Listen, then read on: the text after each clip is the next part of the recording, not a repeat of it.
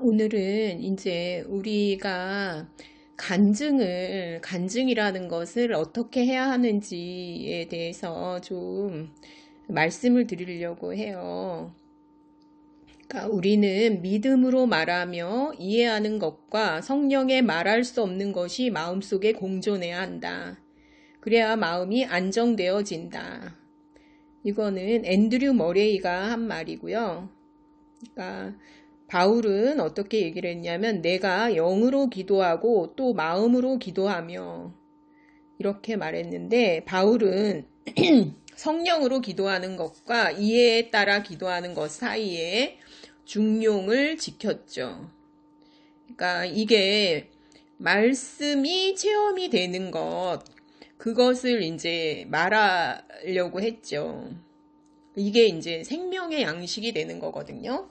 이게 이제 생명의 양식이 되기 때문에 신비도 있죠. 물론 성령에 의해서 말하는 거기 때문에 신비가 있고요.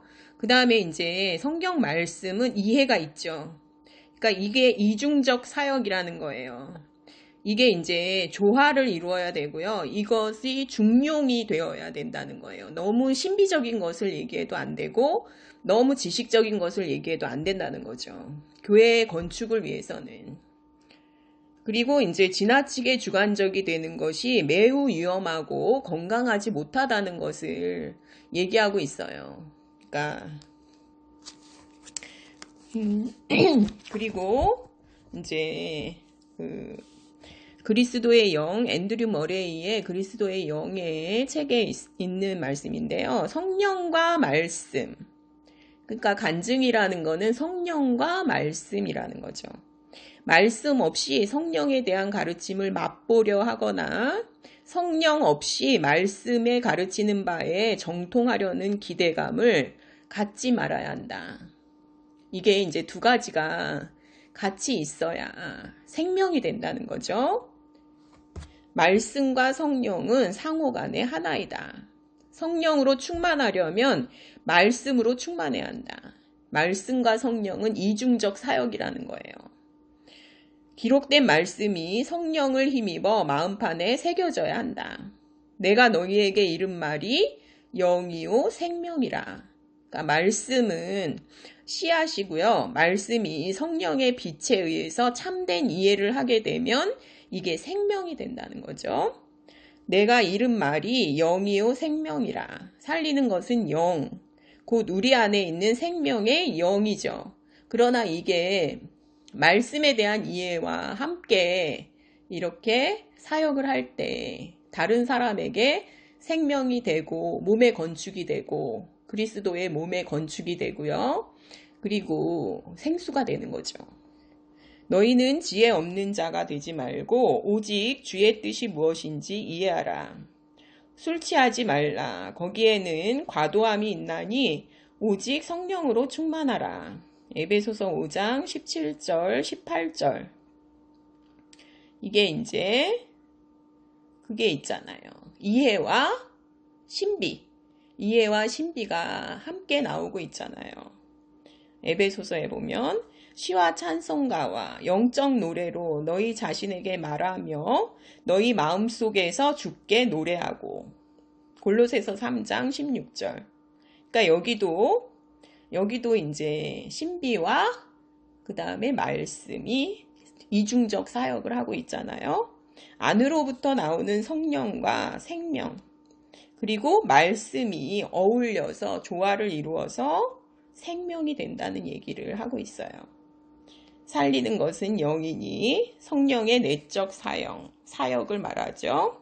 그리고 거기에 성경을 이해하는 것. 이게 이제 조화를 이루어야 된다는 거죠. 우리가 오직 하나님께로부터 온 영을 받았으니 이는 우리로 하여금 하나님께서 우리에게 은혜로 주신 것들을 알게 하려 하심이라. 그러니까 요 이제 두 번의 알미 나오는데요.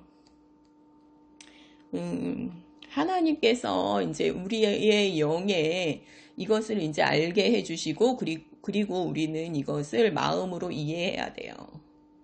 그러니까 성령 안에서 사는 것이 성령을 아는 유일한 방법인데 이것은 반드시 말씀과 조화를 이루어야 된다는 거예요. 너무 신비적인 것이어도 안 되고 너무 지식적인 것이어도 안 된다는 거죠. 성령 안에서 사는 것이 성령을 아는 유일한 방법이다. 세상은 능히 저를 받지 못하나니 이는 저를 보지도 못하고 알지도 못함이라.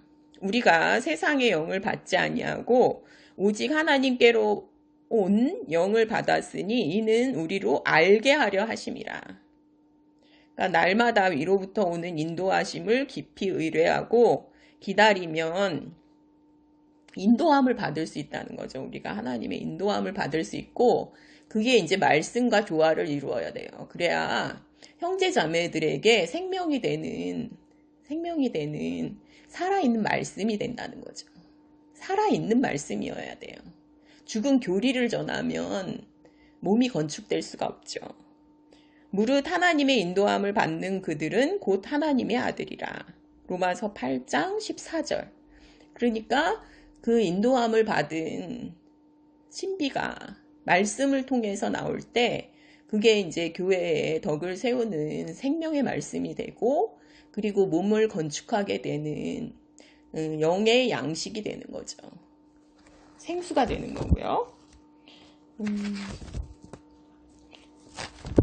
저는 오늘 아침에 이제 이 부분을 이렇게 읽다가 참 또 좋아서, 그러니까 제가 이제 간증이라는 게 성령과 말씀 이렇게 나왔으면 좋겠다. 그렇게 했는데 그거는 이제 제한을 두려고 하는 게 아니라요. 그러면 진짜 생수가 돼요. 그러면 몸의 건축이 되고 다 교회의 모임으로 만날 때 그게 된다 그러면 생수가 되고요. 다 살아있는 말씀이 되죠. 로고스는 뭐냐면은 객관적인 하나님의 말씀을 말하고요. 레마는 주관적인 체험을 말해요. 레마는 로고스의 근거예요. 그러니까 체험은 하나님의 말씀에 근거한다는 거죠. 이것이 그리스도인의 생활이고, 그래서 그리스도인의 생활은 계시에 의한 신앙이라는 거죠. 개인적인 계시에 의한 신앙이라는 거죠. 레마는 살아있는 말씀이 되고요. 이것이 생명이 된다는 거죠. 교회의 문제는 죽은 교리가 너무 많고 주님의 살아있는 말씀이 너무 부족하다는 거죠. 그래서 이제 물로 씻어 말씀으로 깨끗하게 하사. 이 말씀은 살아있는 말씀 레마거든요. 이 레마로 깨끗하게 하셔야 되는 거예요. 그러니까 하나님의 말씀은 정결케 하셔요. 그러니까 정결케 함. 그래서 그리스도 외의 것을 씻어버려요. 그러면 교회 건축이 된다는 거죠. 그리스도 외의 것을 씻음으로 해서 교회는 정결케 되는 거예요. 그러면서 몸이 건축되는 거죠. 그리스도의 몸이 건축되는 거죠. 씻음 다음에 그 다음에 거룩함이 나타나는 거예요. 씻어야, 샤워해야 물로 씻어 말씀으로 깨끗하게 하사. 그래야 거룩하게 되는 거예요. 티나 주름 잡힌 것이나 흠이 없는 교회가 된다는 거죠. 그러니까 이 몸의 건축, 그 다음에 우리의 모든 성장, 이런 게 전부 레마에 달려 있다는 거예요. 그러니까 우리가 간증을 할 때 이런 부담을 가지고 간증을 해야 되는 거예요. 그냥 아무거나 막 하면 이게 씻어주는 게 아니라 오히려 더럽히는 거예요. 형제자매들을 더럽히게 되고 덕을 세우는 데 있어서 이게 이제 자기가 부담을 가지고 와야 돼요. 여기에 교회 건축이 달려있고 하나님의 영원한 목적이 여기에 달려있다는 거죠.